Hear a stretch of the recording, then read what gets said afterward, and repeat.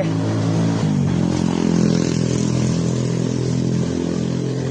Ito guys, nilagyan natin ng ganito kasi tinatalo na ng ating mga pusi, ating mga cat. Yan. Lalagyan natin ng ganito kasi sisira ibang mga bagong natin gawa.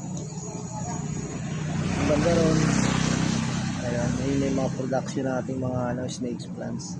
Tara, silipin natin.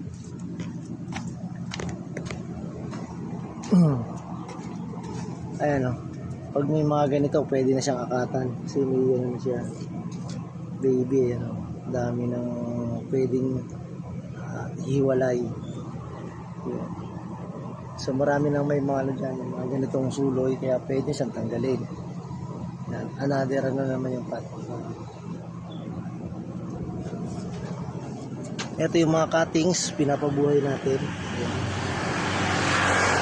Ito, kinukulog natin yan para mag-moist sa loob. Hindi siya. Sariling pawis. Ayan. Mga 1 to 2 weeks. Ayan, buhay na yan. Okay guys, yun.